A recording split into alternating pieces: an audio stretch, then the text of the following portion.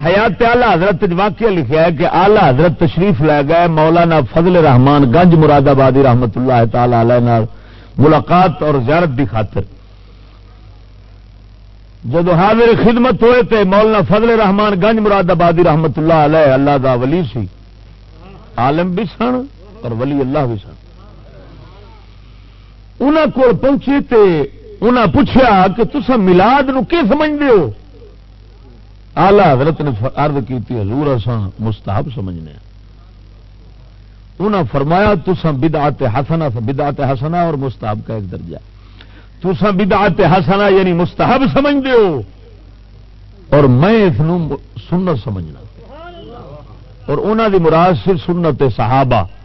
اگے انہاں مثال دیتی، فرمایا مولانا فضل رحمان گنج مراد آبادی رحمت اللہ تعالی علیہ نے فرمایا دلیل دیندیاں فرمایا جدو نبی پاک دے صحابہ جہاد تے تشریف لے جاندے سن کافراں جا کے حضور دیاں صفتاں بیان کردے سن. پہلو حضور دیاں صفتاں بیان فرماندے سن، حضور دا دین بیان فرماندے سن. بیان فرما کے تے اس تو بعد جہاد شروع کرتے سن.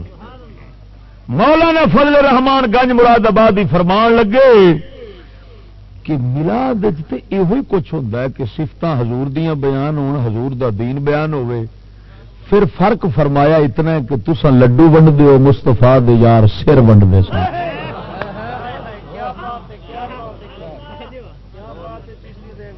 اے مولانا فضل رحمان گنج مراد آبادی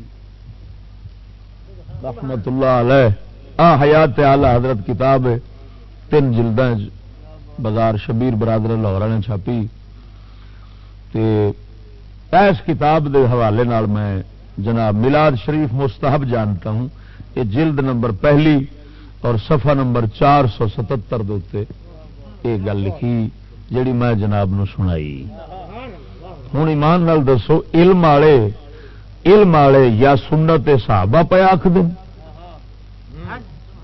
یا مستحب پہ آخ دیں. یہ فرض تے واجب تے اس تو بھی اتا لے جانا یہ جہلاں دا کام مڑ ہویا کہ نہ ہویا. ہوں یہ جو آندے نے بھئی تیرا حج قبول ہوے نہ ہوے، زکات قبول ہوے نہ ہوے، تیری نماز قبول ہوے نہ ہوے، سنیاں تیرا میلاد قبول ہے، اینو پوچھو بھی تینوں کیڑی وحی آئی؟ بھئی مانا تینوں ساڈی نماز دے بارے بھی شک ہے، ایڈا وڈا فرض خدا دا ان دے بارے بھی شک ہے، تینوں حج فرض اس دے بارے بھی شک ہے، تے میلاد دے بارے کیوں پاک ہو گیا؟ ایک مستحب دے بارے پاک کیوں ہے؟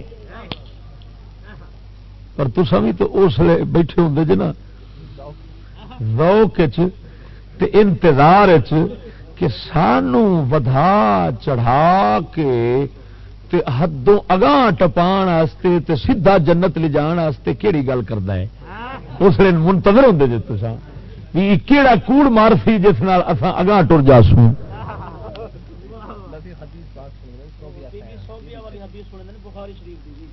اچھا پہلی گل تو بی بی صوبیہ نا نہیں، لفظ سویبہ.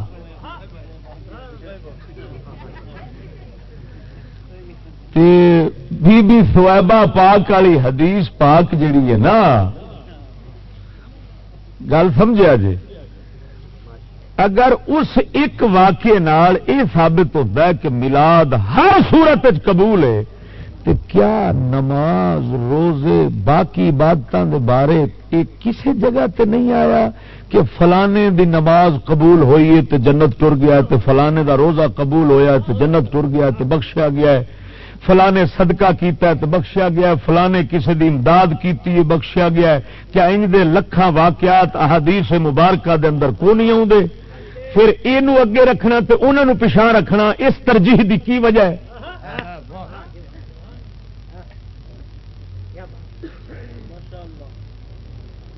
نہ ایک سویبہ دے پاک دے آزاد کرن والے واقعے دے نال یہ تے آ گیا مسئلہ سامنے کہ سب میلاد قبول، تو کیا نمازاں روزے یہ باقی فرائض احکام انہاں دے نال جو کوئی صدیق اکبر بنیا تے کوئی پیر باہو بنیا تے کوئی بابا فرید بنیا تے کوئی مہر علی بنیا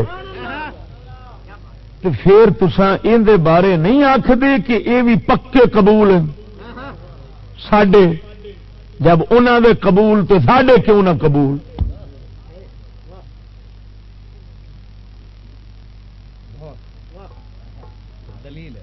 سمجھ آئی کہ نہیں آئی؟ کیوں ترجیح ہے؟ سراسر عقیدہ اہل سنت دی مخالفت ہے۔ کوئی نیک تو نیک عمل، کوئی نیک تو نیک عمل اس دے بارے فیصلہ نہیں دے سکتے کہ پکا قبول ہے۔ ساڈے اہل سنت دے عقیدے دیاں کتاباں لکھیا ہے کہ صرف امید رکھ سکتے ہو، ہر عمل کرن تو بعد خوف دا مطلب ہے برائی کران گے تو عذاب ملے گا، امید دا مطلب ہے نیکی کران گے تو قبول کرے گا۔ تو سب یہ سمجھ دو نا، رحمت دی امید دا مطلب یہ کہ گناہ کران گے تو بخشے جائیں گے، تھوڑے نزدیک یہ مانا ہے۔ جدو تھوڑے گل کریے یار گناہ نہ کرو تو آپ پھر پتہ کیا آنے رب رحمان رحیم جو ہویا یار مولی کے ڈرانا سانو